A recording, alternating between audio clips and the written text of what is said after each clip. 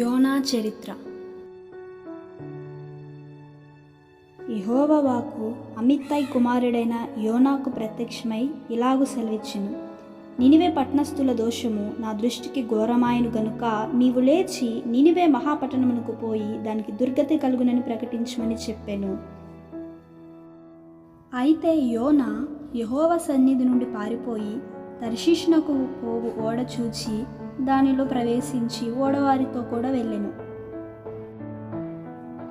అయితే యెహోవా సముద్రం మీద పెద్ద గాలి పుట్టింపగా సముద్రమందు గొప్ప తుఫాను రేగి ఓడ బద్దలైపోయే గతి వచ్చెను.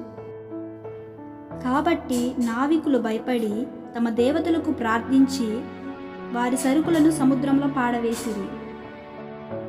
అప్పటికి యోనా ఓడ దిగు భాగమునకు పోయి పండుకొని గాఢ నిద్రపోవచ్చుండెను.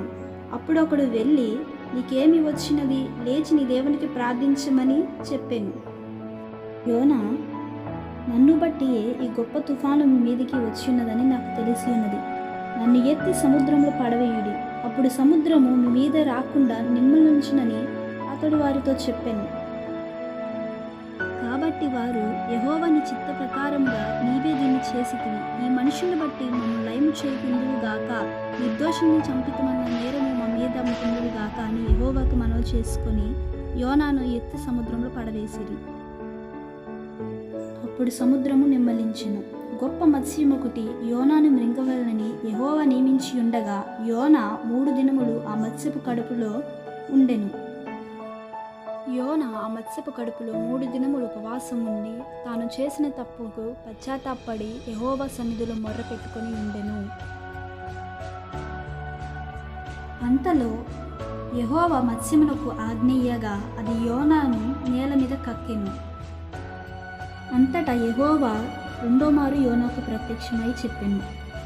యోనా ఆ పట్టణములో 1 దినమ ప్రయాణమంత దూరము సంచరించుచు ఇక 40 దినములకు నినివే పట్టణము నాశనమగునని ప్రకటన చేయగా నినివే పట్టణపు వారు దేవుని యందు విశ్వాసించి ఉపవాస దినము చాటించి గనులేమి అల్పులేమి అందరూ గోనెపట్టా కట్టుకొనిరి.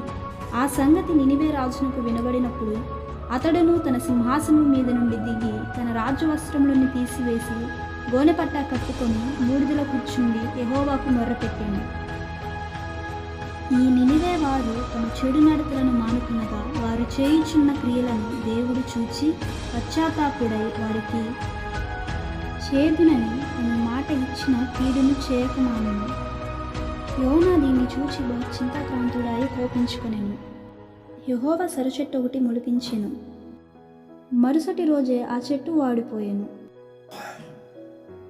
అప్పుడు యెహోవా, ఈ సొరచెట్టు గురించి నీవు కోపించుట న్యాయమా అని యోనాను అడగగా యోనా ప్రాణం పోవునంతగా కోపించుట న్యాయమే అనెను. అందుకు యెహోవా, నీవు కష్టపడకుండాను పెంచకుండాను ఒక రాత్రిలోనే పుట్టి పెరిగి ఒక రాత్రిలోనే వాడిపోయిన ఈ సొరచెట్టు విషయంలో నీవు విచారపడుచున్నావే.